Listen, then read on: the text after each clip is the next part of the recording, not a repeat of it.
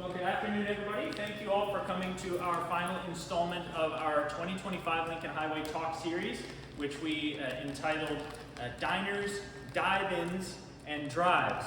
A little adjustment to the popular TV show to avoid copyright, but we're so pleased to have for our final installation of the talk series this year, Jennifer Sopko returning as our speaker. She was with us a couple years ago to give a Lincoln Highway talk on Idlewild Park, one of Pennsylvania's most famous amusement parks, one of its oldest that we have here in the eastern United States, and of course a Lincoln Highway treasure. So we have asked her to return to touch upon some more amusement parks and expand upon that program, and so we are so happy to have Jen with us. If we could please give her a warm welcome. Thank you so much, Spencer.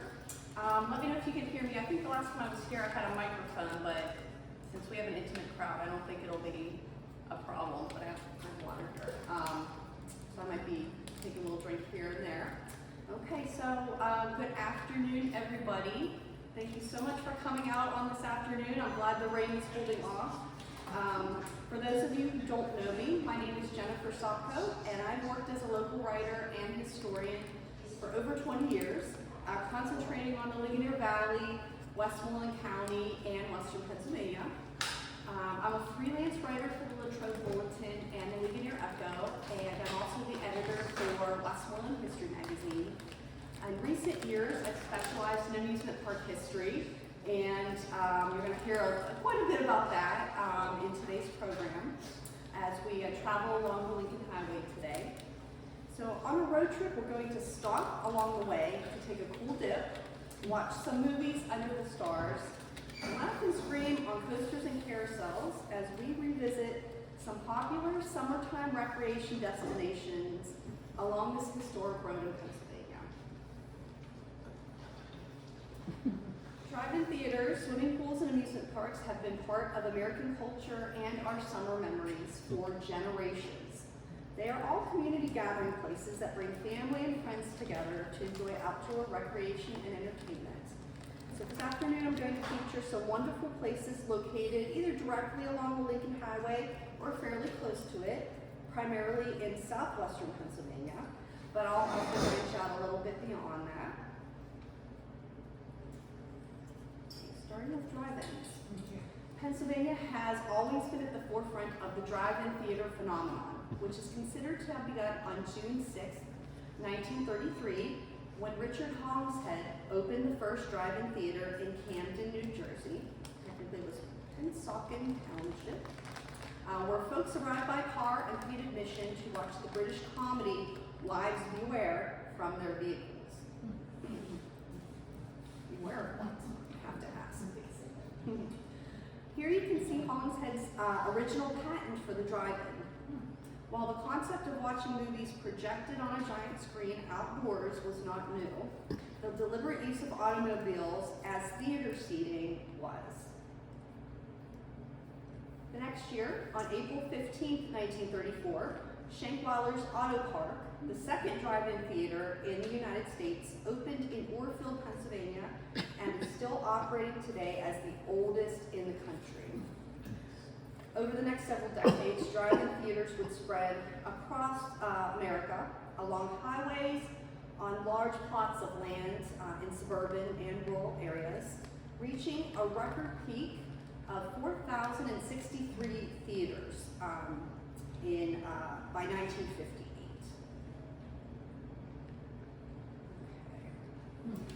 It might be a little tough to see here.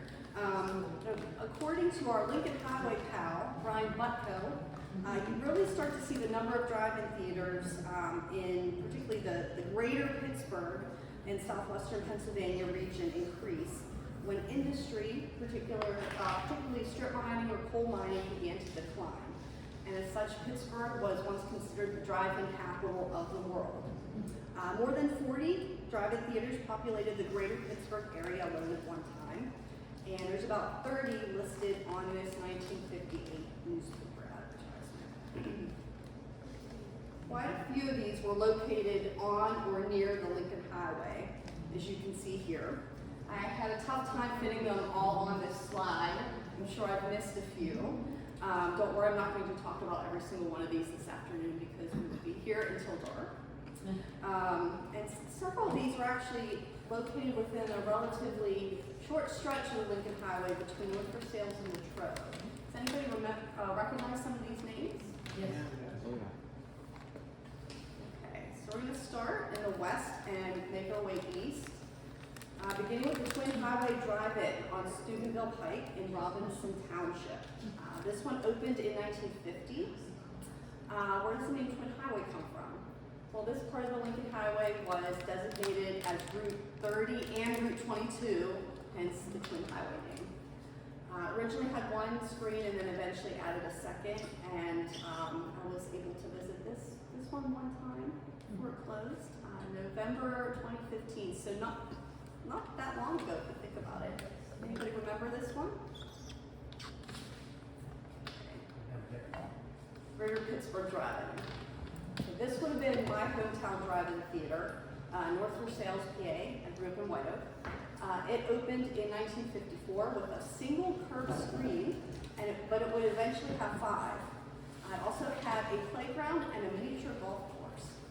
Could we consider it a little bit of an amusement park? It closed after the 1997 season and was replaced by a Walmart.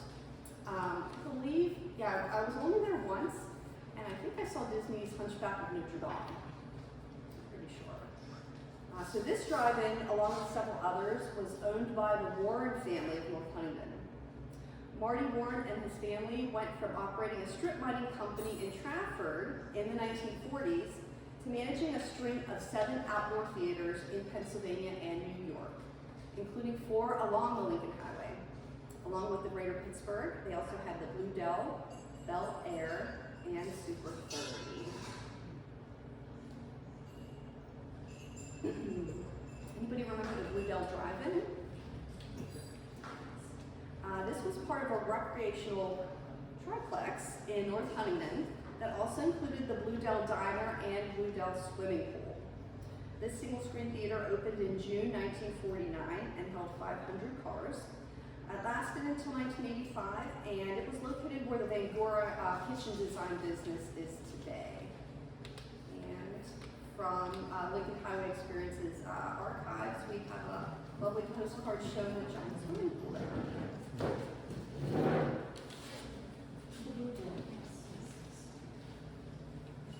Here's a very short-lived drive-in, also owned by the Warren family.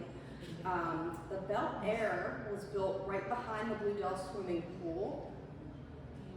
And I haven't been able to find any pictures of this. So here's the Blue Dell swimming pool here. Right behind it was the Bel Air. And here's the Blue Dell Drive-In. So I'm kind of not surprised that it closed after maybe a year and a half. It had some type of balcony where cars, I guess, sat at an inclined level, maybe above the rows in front. I would love to see, that in person. I'll have to rent a time machine to get back there. But yeah, it opened in July 1957, and by Thanksgiving 1958, it was closed. Wow. Okay, the Warrens eventually took over the Super 30 Drive-In in Irwin, originally owned by Andrew Battiston and Grant's Theaters. This one opened in September 1947, about a quarter-mile west of the Pennsylvania Turnpike interchange in Irwin. It was built on the former Clohessy Farm, where Arabian and Clydesdale draft horses were raised. It's kind of interesting. It closed in 1970, and if you know where the Giant Eagle and Target shopping center is in Irwin, that's where Super 30 used to be. We're going to backtrack a little bit to the Maple Drive-In, which opened in May 1949 west of Norwin Town Square, you know where that is, and just 2 miles from the Blue Dell and Bel Air drive-in theaters. So think about it, there were 3 drive-in theaters within a 2-mile stretch. 4-lane entrance led to a 900-car lot and an open-air patio with free dancing. This one eventually closed in October 1986. Kind of like the little People Drive-In icon there. They spell Lincoln Highway, Hiway. I believe this is one of the drive-ins that showed adult movies in its later years, when the industry was struggling and owners were trying to entice people to come to the drive-in. I'm sure that was very interesting for the neighbors. The Odin Drive-In opened in 1950 just west of downtown Greensburg, where the Gabriel Brothers Shopping Center is today. I'm sure you're familiar with or you may have heard of the Mount Odin Golf Course at the top of Tollgate Hill Road. So the name of the drive-in harkens from that, which the golf course, if you're familiar with the history, which I haven't really delved into, but I understand its history goes back to the estate of Dr. Frank Gowen and the former site of the Pennsylvania State Police barracks up there. So this drive-in closed in 1964. I have read, haven't been able to corroborate this, but I've read that when Route 30 was reconfigured in that stretch, headlights from westbound traffic shone right on the screen. So naturally that was an impediment to their business. Now our closest drive-in to where we are today, the Highway Drive-In in Latrobe.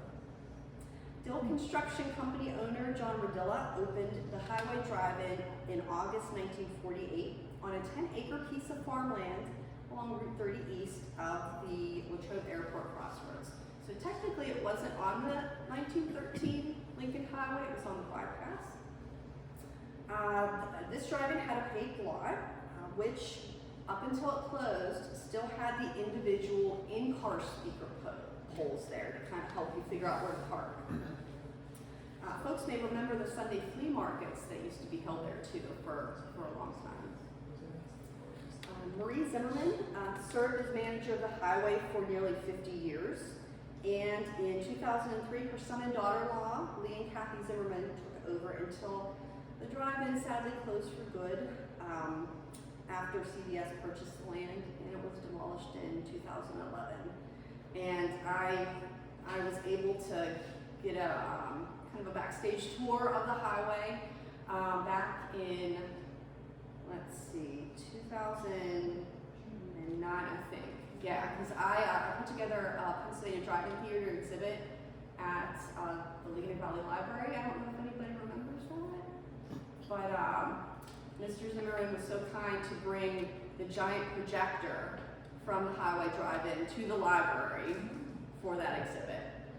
And it was quite an ordeal to get it in there and then to get it out, but I think it was a centerpiece of that pretty piece of it. So I always appreciated that he did that. Okay. I have a question, because you talked about the layers of that other one, but when I remember going there, you pulled uphill in your space. Mm-hmm. It wasn't, I don't remember it being a flat lot. You pulled up. Mm-hmm. Yeah. And all those rows were like that. Yeah, you could tell it was just to be on an incline so you could see over the car in front of you. Right. Mm-hmm. But is that different than what you said about that other theater? Of being with the balcony? Yeah.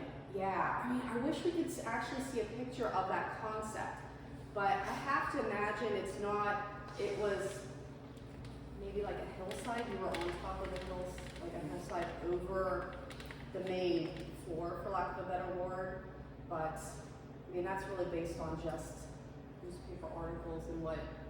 So later on, when people were walking around the flea market, it was actually somewhat dangerous if they weren't paying attention. Exactly. To the ridges of the trip and fall, like the divots between you. I think this one is probably, out of all the ones in the area, a lot of people really miss. Okay. So post-World War II, we see, the drive-in craze really reaches peak by the late 1950s, but by maybe 1960s, the craze began to wane. Attendance started to decrease. I think historically, drive-ins had a challenge getting first-run films because they had to compete with the indoor theaters. And you see cities expanding into the suburbs. And so these large plots of land that are holding 400, 500, 900, 1,000 cars became valuable commercial real estate. And then in more modern days, upgrading to modern digital projection technology has been a financial challenge for some drive-ins. Some luckily have made the transition, but I imagine it, it has been pretty costly. So in the succeeding decades, since the 1950s, many screens went dark. So again, the industry peak was in 1958 with over 4,000 drive-in theaters in the US. And according to the United Drive-In Theater Owners Association, as of 2024, Pennsylvania only had 25 operating drive-in theaters out of a total 283. So from over 4,000 to less than 300 today.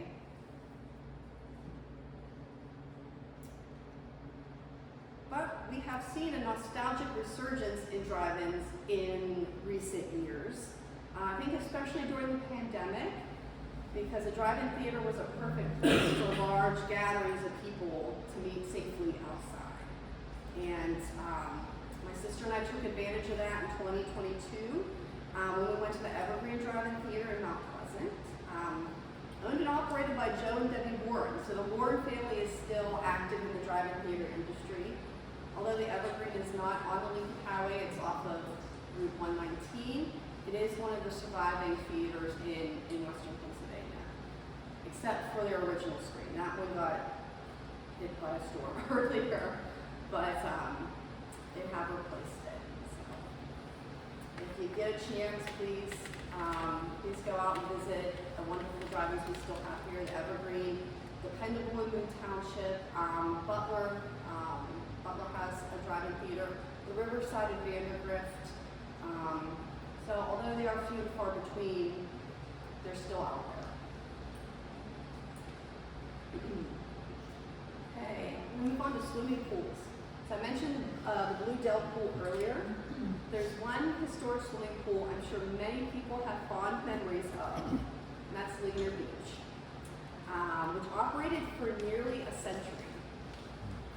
Moving on to a new business venture, after stints as a steel worker and a barber, Italian immigrant Prono Nick Gallo turned his attention to building a summertime oasis for local residents and vacationers on 12 acres of swampland near the Laurel Creek, just east of the town of Ligonier.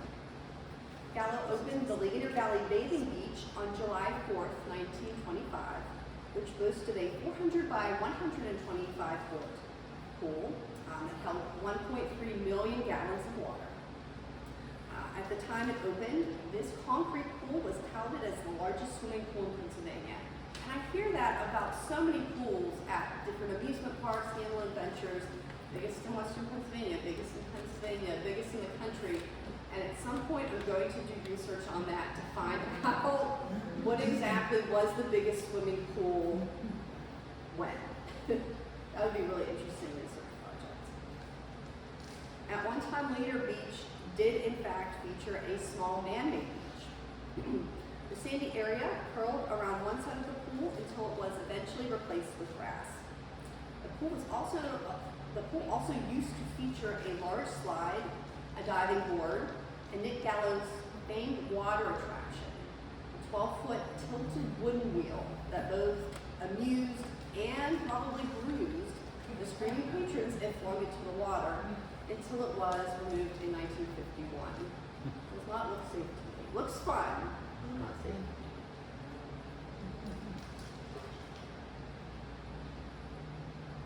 Besides a cool, refreshing dip in the pool, and I've heard the water was super cold, Ligonier Beach has offered dining, dancing, and musical entertainment in various forms over the years, notably during the big band era of the 1940s and 50s.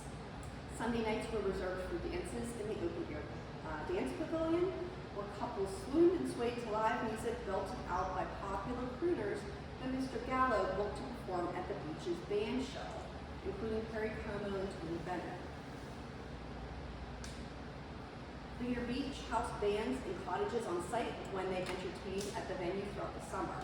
The most famous of the musical guests to stay there was the legendary Dean Martin, before the Steubenville, Ohio native became a star. So there's a rumor that's been floating around for years that young Dino Crochetti actually worked as a towel boy at Ligonier Beach before he achieved success as Dean Martin.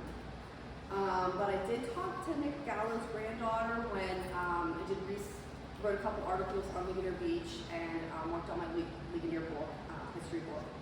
And she had told me that while Dean Martin was the lead singer of what was probably a territory band in this area, he never worked at Ligonier Beach other than as a performing artist. But still, let's keep that rumor alive because it's pretty cool. Over the years, Ligonier Beach changed ownership and it passed out of the Gockel family thanks to flooding, fire, financial difficulties. It closed after the 2017 season and it's now owned by Ligonier Township. And the township plans to redevelop the property as a multi-use, all-season park, some kind of recreation destination. I don't know if you've been reading some of the newspaper articles that we published in the Little Trip Bulletin on those plans. It's been a few years since they purchased it. They've conducted a swimming pool feasibility study. They're doing a master plan. So hopefully within the next few years we'll see what's going to be the future Ligonier Beach Park. We do know that unfortunately it will not be with the historians.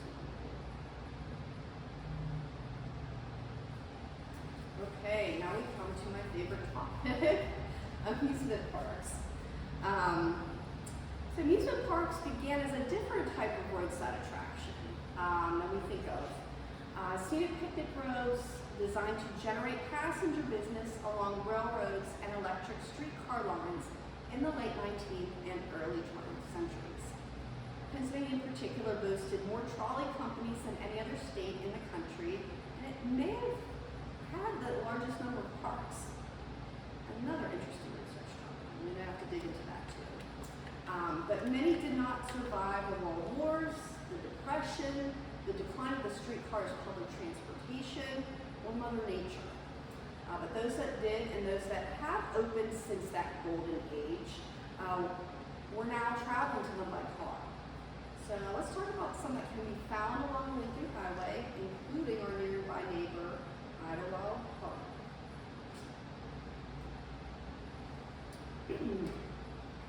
Now, before I dive into Idlewild, was anybody here a couple summers ago when I did my Idlewild history presentation? Okay. So, I'm sorry? Yeah, I gave an Idlewild history talk on just the general history. Yeah, so I was just wondering if anybody was at that talk. Do you want to sit through it again? Sure. Yes. Yes. Okay.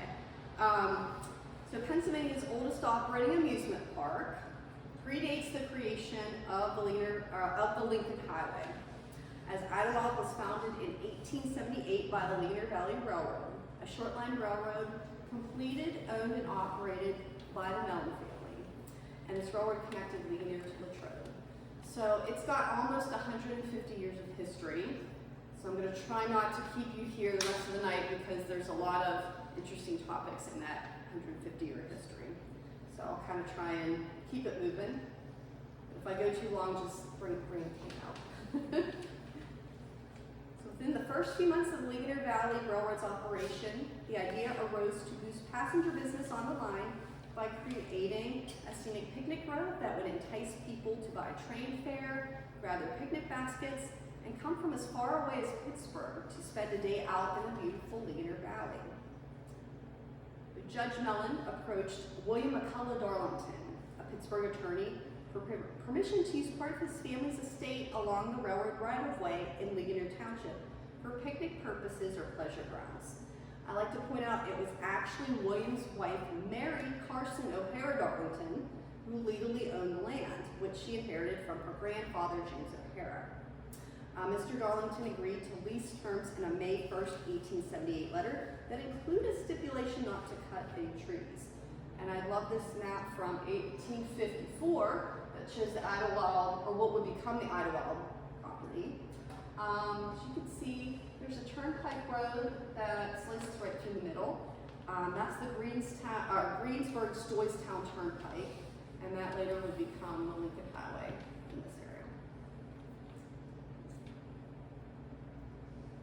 And Idlewild's original footprint was really just a narrow strip of land between the railroad tracks and the Little Hannah Creek, and a few acres on the other side of the creek. And you can really see here just how narrow that park was in the beginning. The Ligonier Valley Railroad clearly followed Mr. Darlington's instructions and built around the trees. And this is one of my favorite photos of all time of Idlewild. As you can see on the left, there's a tree growing right through the roof of this picnic pavilion. I always wondered, like, why didn't they shift it a little bit so they could avoid that? But that was nice that they did respect that stipulation about the trees. At one point, we had a small enclosed station added at Idlewild. Allegedly the smallest operating railroad depot in the country. It is the oldest existing structure at the park today. So next time you visit Idlewild, check it out. It's still there. By the 1890s, Idlewild was growing in popularity, attracting more and more people, larger groups of picnickers. So the railroad got permission to expand to the northern side of the tracks. Another one of my favorite photos. I just love how everybody's dressed there. And I love how there's so much grass.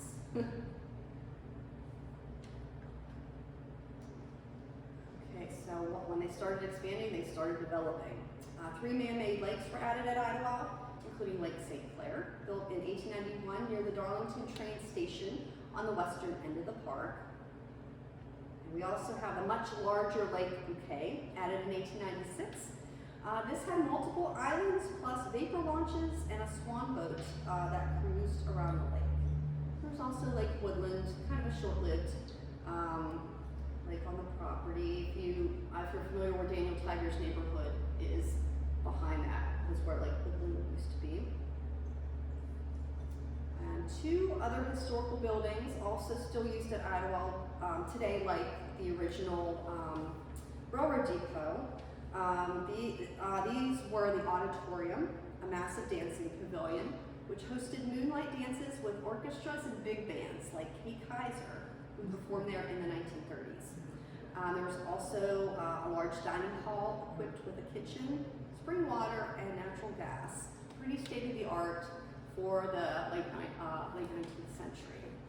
So these are still used today for some of the largest events and group picnics hosted at the park. Also by 1891, we see the park's first amusement ride here, a steam-powered merry-go-round. And I was really excited to find a photo of an early carousel at Idlewild. This was operated by Moses Buffum Parsons. But unfortunately, everybody is standing right in front of it. But if we kind of zoom in, and first you can see the steam engine on the right side there that powered it. If we zoom in, you can kind of make out one of the horses. Kind of. But I also love just seeing how formally dressed people were at the turn of the 20th century, just to go picnic out at an amusement park or a picnic grove, just because it was a special outing.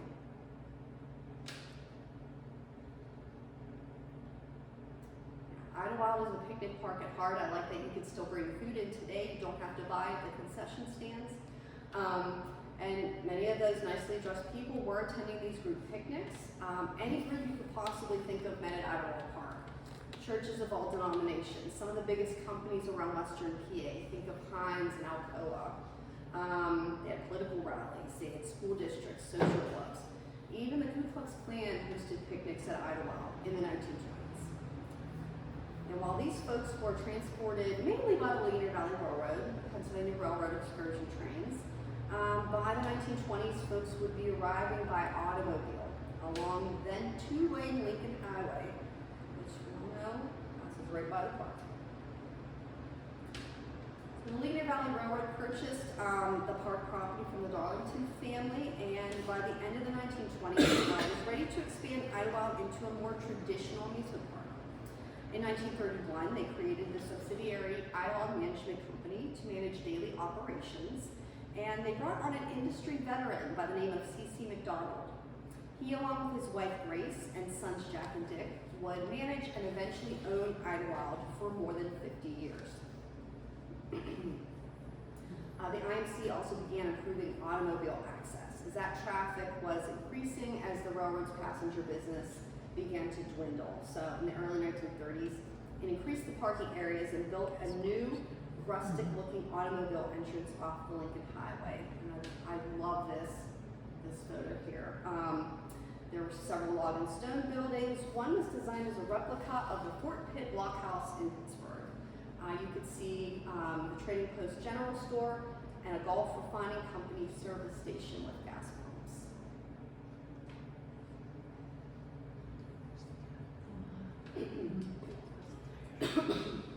The IMC added electricity at Idlewild, which meant the park could be open consistently at night and offer electrically operated attractions, including many classic rides.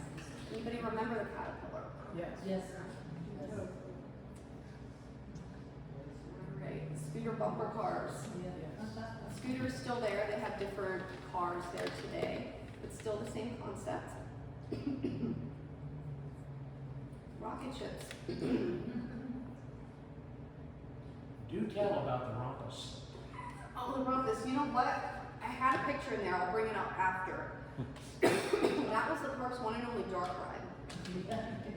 Sadly destroyed in a fire in 1947. That was the year they added the Caterpillar, but luckily that it was close, but the Caterpillar escaped. Yeah, if you think of the old mill at Kennywood, it was a dry old mill. You know, you were on electric rail in a two-seater car, and then different stunts would pop out and scare you as you went through the dark. And you can see the tilt-a-whirl. Lots of classic rides. Here are my favorites. The carousel. This was one of the last wooden carousels built by the Philadelphia Toboggan Company in 1930. It's number 83. It spent its first season at Atlantic City, New Jersey before coming to Idlewild in 1931. I was recently in Atlantic City a couple weeks ago for a concert, and of course I had to try and find the location. It was at Connecticut Avenue and the Boardwalk. There's now a big casino resort built right over that spot, which I'm not surprised, but it's kind of sad. But at least I was temporarily in the spot where the carousel used to be. But it's been on Idlewild in the same spot under the same pavilion since 1931. So it's approaching its centennial. PTC also built Idlewild's first roller coaster named Rolo Coaster. They did have a name contest for that. I'm surprised they picked that. There had to be other options. This debuted for the 1938 season. It was designed by eventual PTC president Herbert P. Schmeck. And it's considered a kiddie coaster, believe it or not. There's been a long-standing local legend that it was built from trees that were on the Idlewild property. I haven't found any photos or anything like that, but I have found some newspaper articles that talk about they did use felled trees from the park property that were processed through a sawmill built on site. So the question is, did they cut down the trees? Did they not listen to what Mr. Darlington said all those years ago? Or were they just falling over? But I kind of like that they left that tree kind of in front of the station, so they're kind of, it's a balance. The IMC also established regular, consistent entertainment, which was free to park visitors. This included traveling acts like circuses, trapeze artists, even the human cannonball. They also had musical entertainment. And starting in the 1960s, the park began hosting a country music spectacular. Every Labor Day, frequent guests were Grand Ole Opry stars such as Minnie Pearl, and I always love showing this picture of her at Idlewild. She was there. Does anybody remember the country music spectaculars? All right, we're back to the swimming pools. Another well-known swimming pool along the Lincoln Highway was the one at Idlewild Park, added in 1932. And this was the beginning of what would eventually become the future Soak Zone Water Park. This pool was measured 200 by 80 feet. It also had a real sand beach, diving boards, a giant slide, and what looks like a concrete platform, actually 2 platforms. The pool was built right in the middle of the big island in Lake Bouquet. Can't forget about Kittyland.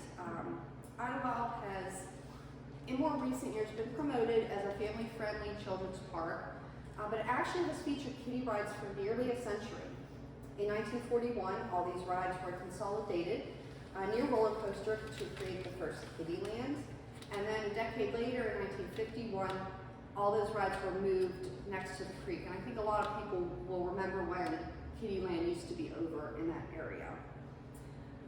And many of those 1950s era rides we know and loved are still going strong. A couple have since been retired. Unfortunately, the little kiddie boats and the Ferris will have. But the Doodle Bug is still there. Kiddie hand cars are still there too.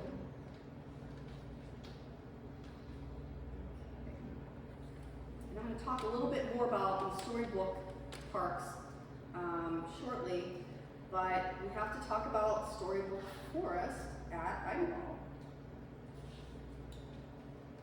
So during the baby boom of the 1950s, these children's parks became very prevalent roadside fixtures. They featured scenes from popular nursery rhymes and fairy tales, often with live characters and animals interspersed around static sculpted figures. So Storybook Forest is now a part of Idlewild, but originally it was a completely separate attraction. The Walk-Through Children's Park opened next door to Idlewild in June 1956. It was also owned by the McDonald family, but designed by Art Jennings. He was originally hired as a free act, but then he became Idlewild's mascot, Happy Days. Jennings came up with the idea of a park that was built on a smaller scale for children and based on emotion rather than motion. And he designed all of the original scenes, including the Enchanted Castle and the Talking Golden Knight, and the old woman who lived in a shoe. After Jennings left, William J. Schrader took over as manager, added many creative scenes of his own, such as the Crooked Man in his Crooked House, and the Three Bears House. By the mid-20th century, rail travel fell out of vogue. Industry declined in the Ligonier Valley. This hurt the freight business that also supported the Ligonier Valley Railroad.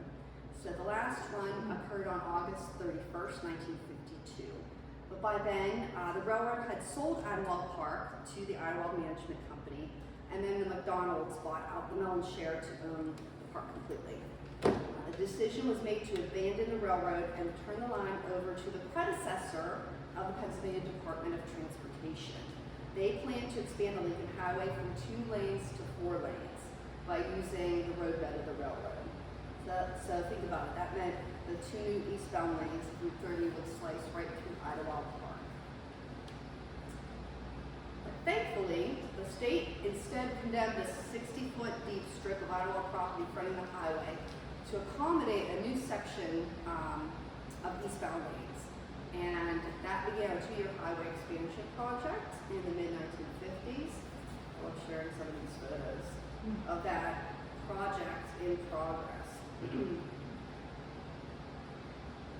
the park's entrance was relocated, and then a new stone entrance, exit gate, and access road replaced the remnant of the early 1930s log entrance. Okay, now we get to some more ownership changes at Idlewild. In 1983, the McDonald's sold Idlewild Storybook Forest and also their Timber Lane Golf Course to Kennywood Park in Westmoreland, along with another longtime family-owned amusement park. We start to see intentionally themed areas popping up at Idlewild: Jumpin' Jungle, Eaton Father, Wild West Town. Anybody remember the old time one? And they started adding water slides around the original swimming pool. We saw additional rafted water slides, kids areas started being developed around that area. And the new H2O zone was renamed Dr. Hydro Soap Zone, and the entire water park complex was rebranded as Soap Zone in 2000. And now the park's official name is Idlewild and Soap Zone. In 1989, Kennywood and Idlewild partnered with Latrobe native Fred Rogers on a new attraction based on his beloved children's show that replicated a ride through the fictional neighborhood of Make-Believe on a life-size trolley. And then the next year, in 1990, Kittyland was moved over across the creek, a place next door to Mr. Rogers' neighborhood, to create the new raccoon lagoon. We would also continue to add adult rides at Idlewild, including its second roller coaster, the Steel Wild Mouse, added in 1993. And then more ownership changes.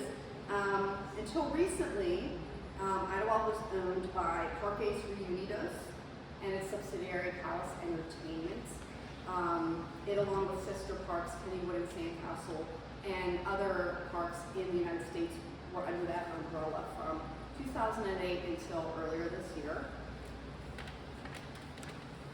So some of the improvements included revamping Soap Zone with new lazy river, new wave pool, revamping Mr. Rogers' neighborhood of Make-Believe as Daniel Tiger's neighborhood to connect with new generations of kids who didn't grow up with Mr. Rogers, but they know the characters that are on Daniel Tiger's neighborhood.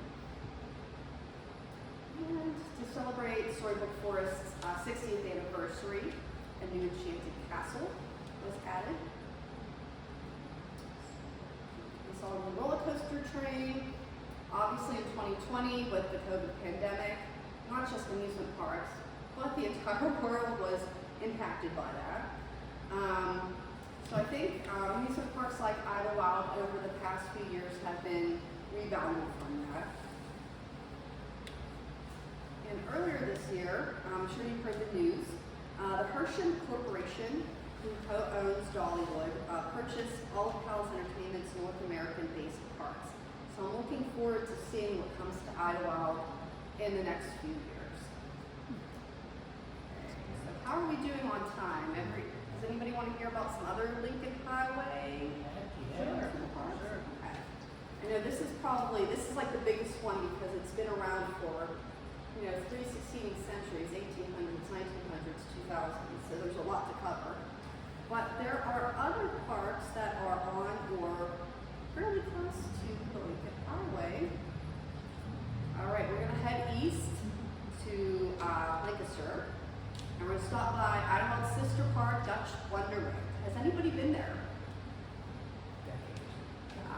I have not. That's one. I think that and Sesame Place near Philly. Those are the only two Pennsylvania parks I have not visited yet, so I have to get there. So this park has operated for more than 60 years, so younger than Idlewild, but that's still a pretty decent record, over a half century. Former potato farmer Earl Clark opened this Pennsylvania Dutch-themed amusement park on May 20th, 1963, right in the heart of Amish country and along the Lincoln Highway. The park opened with just 4 rides: the Wonderland Express train, the Lady Gay riverboat, the turnpike, and the Wally the whaleboats. However, what started out as a smaller 14-acre park with just those 4 rides and some other amenities has really grown in size and offerings into an award-winning park catering to families and children, much like Idlewild. Some Some unique additions over the years included a monorail system, botanical gardens, a dolphin show that debuted in the 1970s, and the adjacent Lancaster County Wax Museum. While the Giant Castle gift shop has been a mainstay since the beginning, we don't see roller coasters being added there until the 1990s, so fairly recently. And those included a traditional wooden coaster, originally called the Sky Princess, now called the Kingdom Coaster, and the Joust Kitty Coaster. And those two are now joined by Merlin's Mayhem Suspended Coaster. So, like Idlewild, Dutch Wonderland also changed hands a few times after the Clark family sold it. It was first purchased by Hershey Park, then Palace Entertainment, but it is now also owned by the Hershey Corporation. I know this guy's going to be familiar. How many of you have wondered about that giant horn-blowing Pied Piper overlooking the Lincoln Highway up in Shelburne? Cousins Don Berkebile and Lee Young, who co-owned a masonry contracting business, purchased a plot of land in Shelburne and built Storyland, which opened sometime in the late 1950s. The two worked to build the park during the winter off-season, when they didn't have any large contracting projects, with Dawn's wife, Verna Berkebile, lending her artistic skills by drawing some of the characters and scenes out on graph paper. Then Dawn and Lee figured out the scale and they built the scenes as they went along, welding steel beams together, adding wire mesh, and plastering Portland cement to form these static figures which they painted over. So if you were lucky enough to visit Storyland when it was still publicly accessible, you may have noticed the texture on these figures, and that was the cement. So folks would pass by the Piper, pay their admission at a White Castle entrance, and enter the park, visiting classic characters such as the Old Woman Who Lived in a Shoe, the Gingerbread Man, Goldilocks and the Three Bears, Three Little Pigs, Humpty Dumpty, and a giant walk-through whale from the biblical story of Jonah and the whale. I gotta feature him again, he's just too cool. So probably by the mid-1960s, the Berkebiles and the Youngs ended their partnership, with the Berkebiles selling their share in Storyland to Lee and Lenora Young, who operated the park until it closed to the public sometime in the 1980s. I believe it was their daughter who operated a commercial store there for a while as well.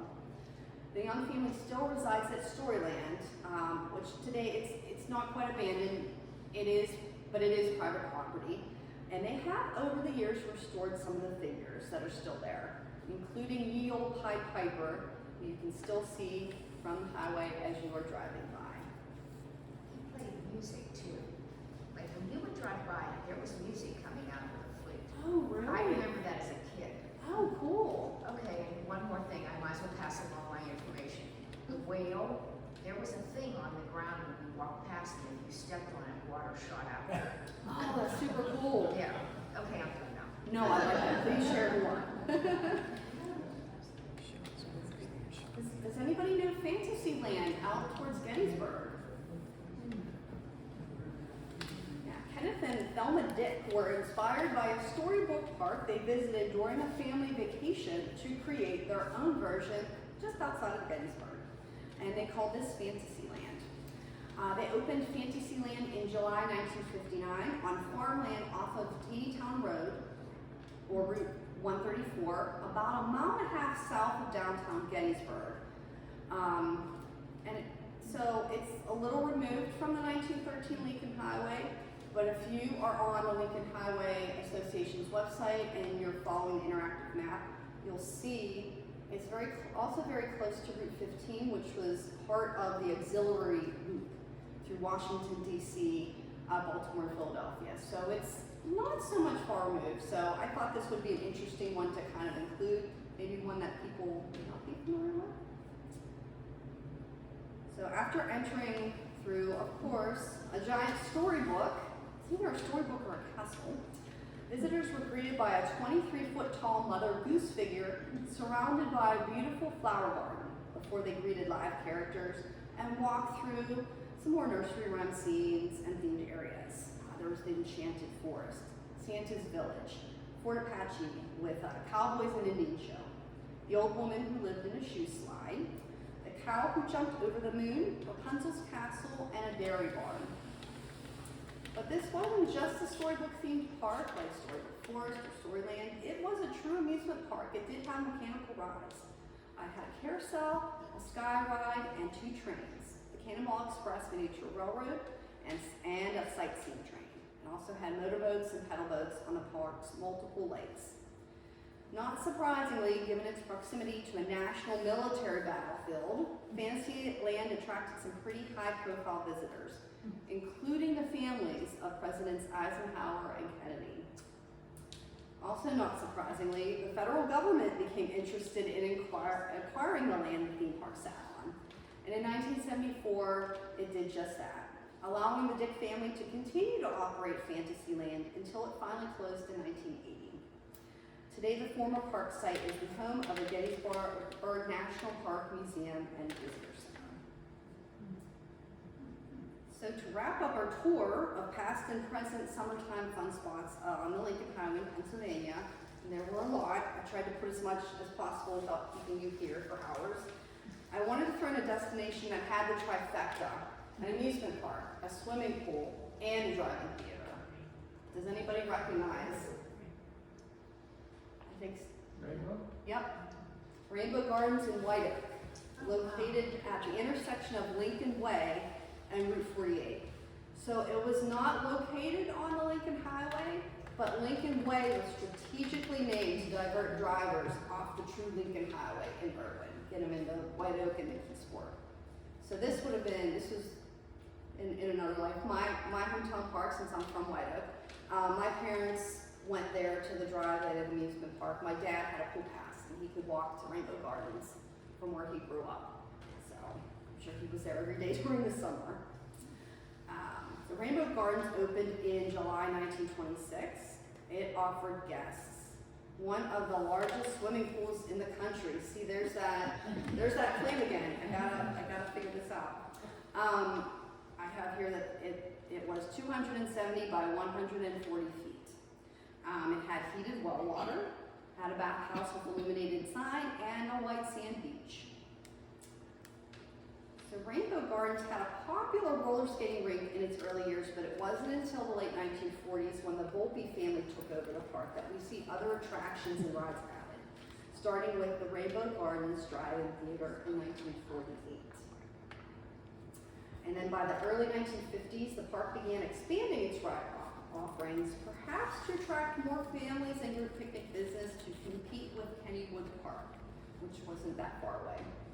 So the park had a merry-go-round, a Kittyland dark ride, Ferris wheel, a giant slide, the Clipper Chutes ride, and 2 roller coasters, the Wooden Bomber and the Wild Mouse. I think you can see the Wild Mouse over here on the right. So unfortunately, after more than 40 years of operation as the more traditional amusement park, Rainbow Gardens' life ended for a highway that never materialized. In 1968, the park's final season, the Pennsylvania Department of Highways condemned the amusement park and drive-in theater as it planned to build a 4-lane limited access expressway through the property, which was supposed to connect Route 51 to Route 22, I believe. All the rides were auctioned off that October, and obviously the expressway never came to fruition. So you think, what could have been? In 1994, the property became the site of the Oak Park Mall shopping plaza. I always think of it, even though I was never there, I always think of it as I'm driving past. What would have been?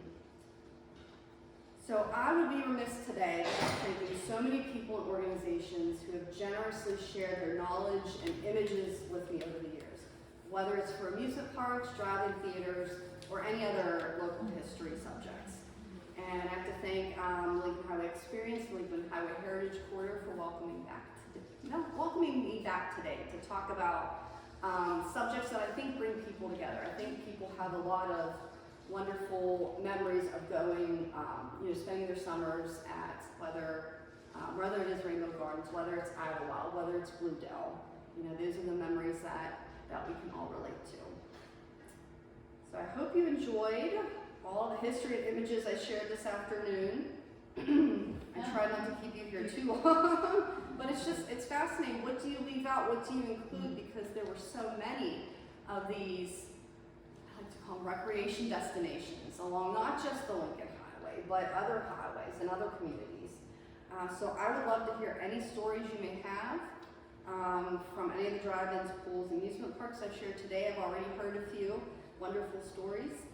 My current project is a book covering the histories of lost amusement parks across western Pennsylvania. It's a never-ending project. In case you might have any research leads or personal stories you'd like to share for that project. So with that, I'm happy to take any questions you might have, and here's my contact information if you think of anything afterwards. Thank you for coming.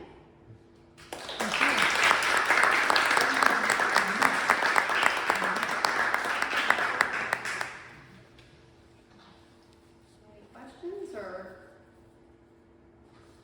I've got Yeah. a quick one to kick us off here.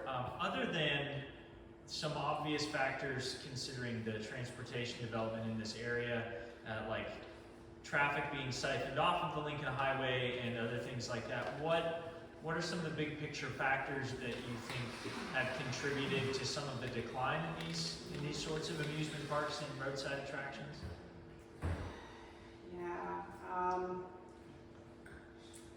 different entertainment options like television, and especially with the smaller amusement parks, with people being mobile, and you have larger theme parks like Cedar Point, Kings Island, Disneyland, I think some people, especially teenagers, wanted bigger, better, faster. Certainly with swimming pools, we're seeing this at Ligonier Beach. There's a very passionate community-centered group, the Friends of Ligonier Beach, that were really striving to find a way to bring the pool back. But, given the fact that it's located so close to the creek within a floodway and a floodplain, there are state, and probably federal, regulations you have to follow.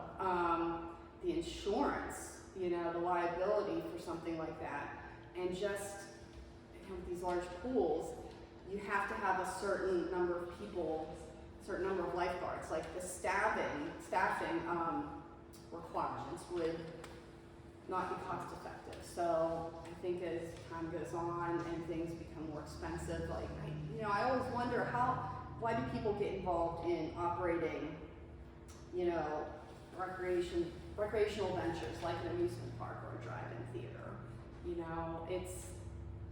It's probably fun and creative, but very time-consuming and very challenging when you have to sink a lot of your resources back into it. So anybody who's not 150% passionate about it, at some point it probably gets to be too challenging.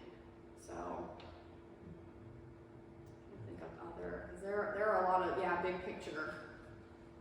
It's, some of these amusement parks, it was literally, they were flooded and or everything was built on wood. So if you had a fire, everything was gone. And how could you really kind of afford to, build everything, replace everything? Trying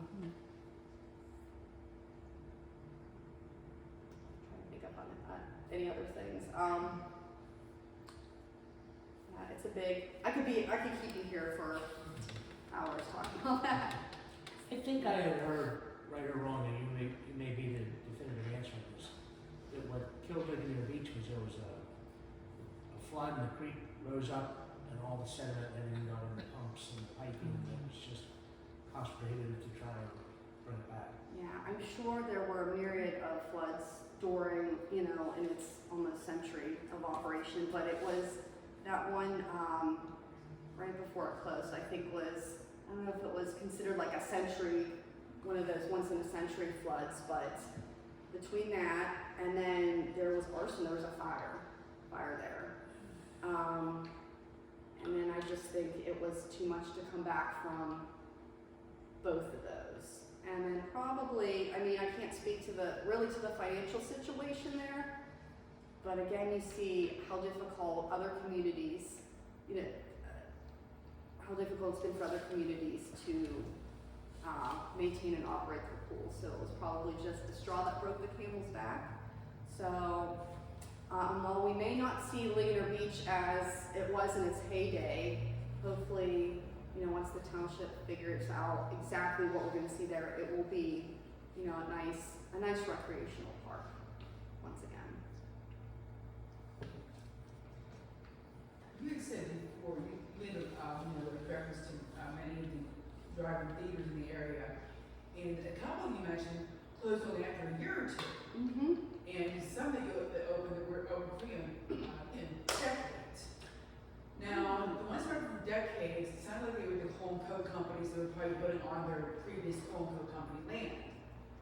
But the ones that closed so quickly, in your reading, did they see why they closed so quickly? Yeah, well, I mentioned the Odin Drive-In. I would also like to corroborate that it really was because people were blinded because they couldn't see the movie on the screen because of the lights from the traffic. Let's see. Now I haven't really delved into like what I did with Idlewild. I traced the land history back all the way to the earliest survey, so I knew what the property was used for. But I haven't really done that with all of these drive-ins, especially because look how many there were, at least just along the Lincoln Highway. So I'm not exactly sure which ones were on, what were on those old strip mine lands and what weren't, because the Super 30 was on farmland.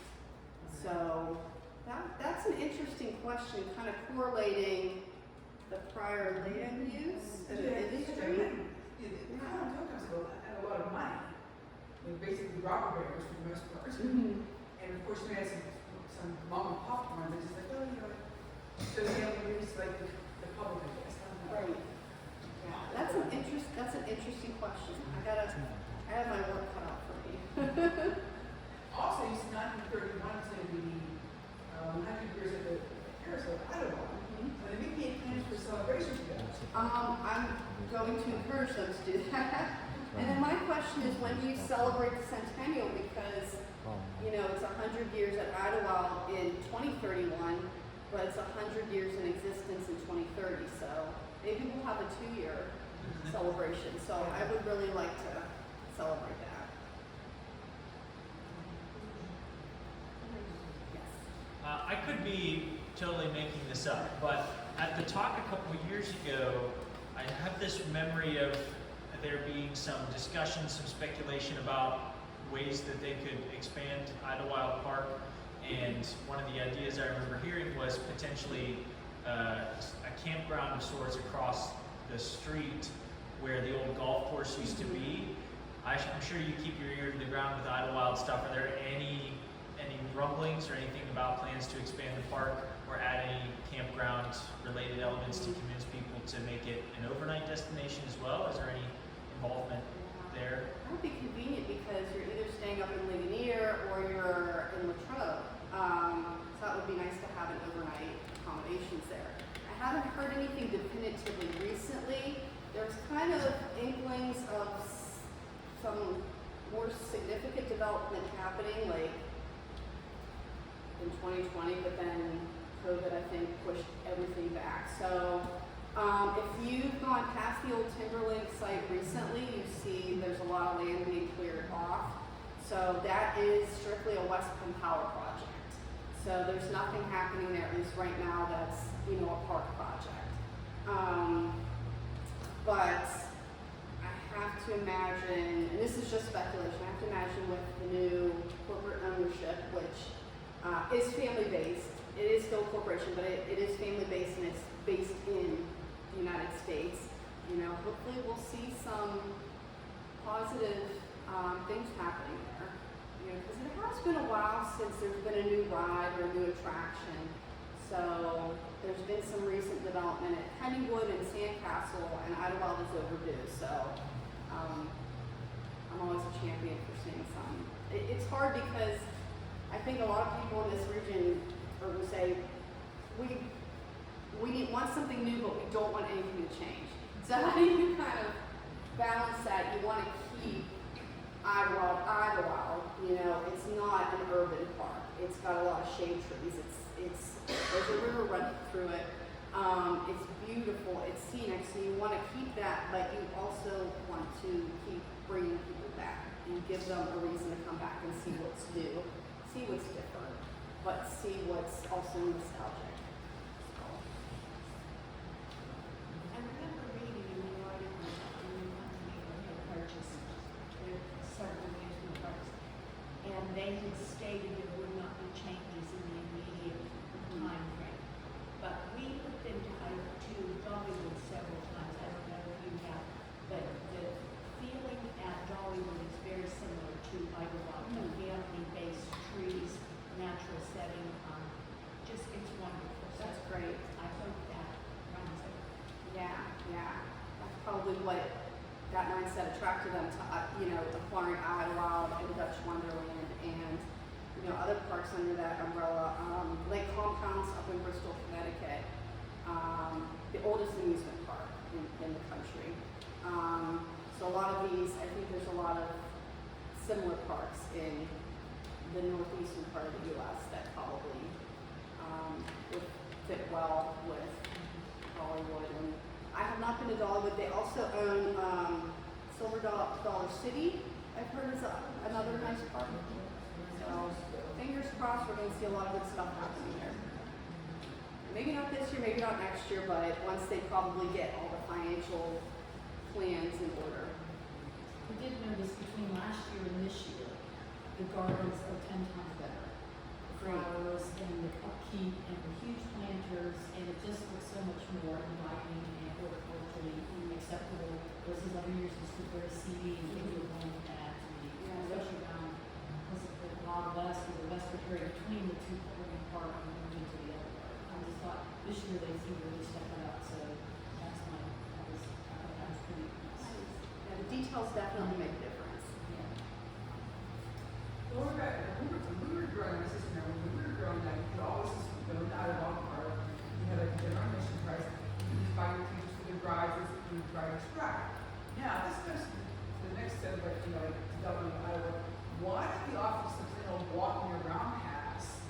People that just basically tour to ride rides, like me. And also,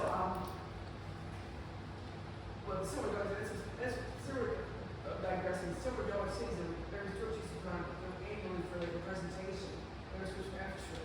So let's go back a ways. They need to probably bring that back in. Also, I'm going to kind of jump this together here. Last time on Facebook, I was scrolling through some stuff, and I forget which one of them. Either Crosswest Corner or Green Dutch Mall, one of those two sites. They were talking about over this country Christmas, which used to be close to Harry over this place.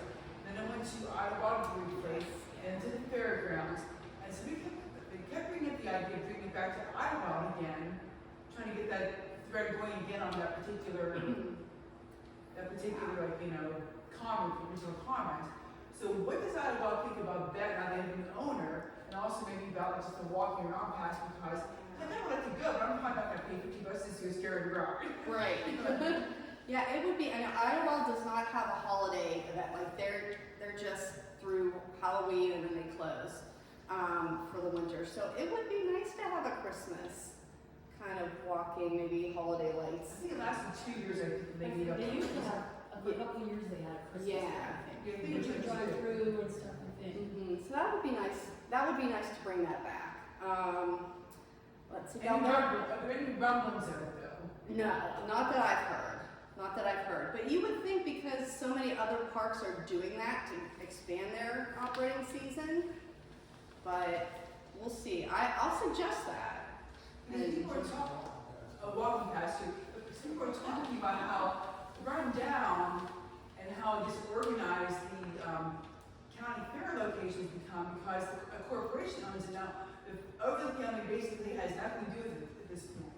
If they keep saying over this country Christmas, well, it's not anymore. Right. Yeah. You know, they're when you asked about, you know, like a walking pass, not to ride rides. Like there are some amusement parks, Waldemere, where it's free admission. Knoble's free admission. You can buy tickets or wristbands if you wanted to ride the rides. And you know, those are more.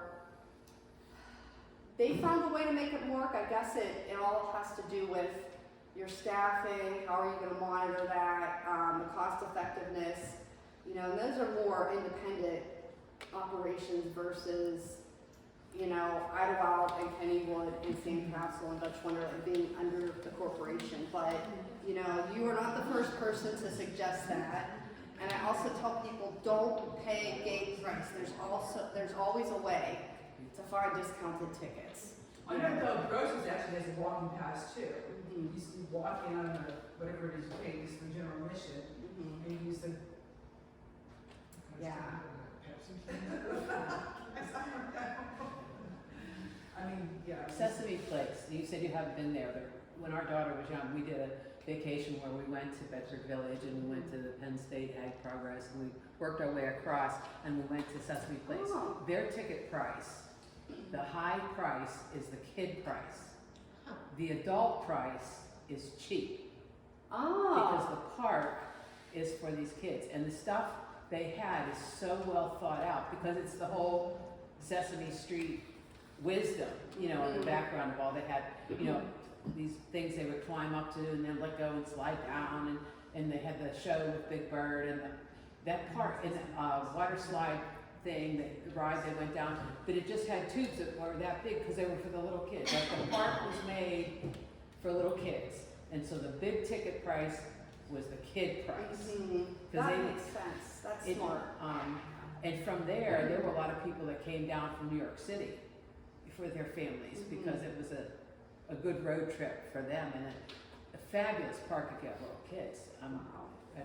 I haven't been there for a while because she's no longer a little kid. But that's the only time I ever saw a flip on the price. Yeah, that kind of makes me think of Storybook Forest, and I think Storyland had the same admission system too, where based on your height, there were two prices based on if you were over a certain height. As That well. makes sense. Yeah. So did you ever research the old women that lived in the shoe at Storybook Forest? Because I knew when I worked there, it was Mrs. Gittelsberger, and Yes, before that, that- it was her daughter. Yeah, I think Nellie Gindelsberger is probably the most famous one. Eleanor Clark was recently in the old one. She's not the current one, but she was there for quite a while. She actually worked at Idlewild Storybook Forest for, if it wasn't 50 years, it was very close. So she's another well-known. And Nellie's husband also worked there as a security guard, and they were so cute. They walked through the park holding hands. That was Aw. really Yeah, I met on opening day this year. There's a family, the old woman, the old woman, and Mary quite contrary, and Raggedy Ann and Andy. That's 3 generations: grandma, mother, daughters, and then also I think grandfather works there too in some capacity, and maybe one of the grandsons too. So very cool that there are 3 generations of the family working at Storybook Forest this year.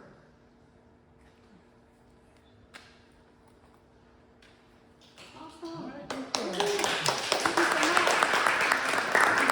Thank you Jennifer, Thank for you. preparing another wonderful talk for us here. Thank you all for coming out on this beautiful Saturday afternoon to join us for our last Lincoln Highway Talk of the year. We do have a couple events left in our calendar year, so if you are not subscribed to our email news blast, you can leave your email with me before you leave today, and keep your eye on our Facebook, our website, our Instagram posts to keep up with news and updates related to our final events of the year. We're planning some kind of a brews and cruise kind of thing, something like that, where we'll invite local breweries to come, and it'll be an evening of craft beer and automobile themes, and then a holiday open house planned for early December, where we'll open our doors for walkthrough of the museum, like a hot chocolate bar, some live music, things like that. So keep your eyes open for the details on those.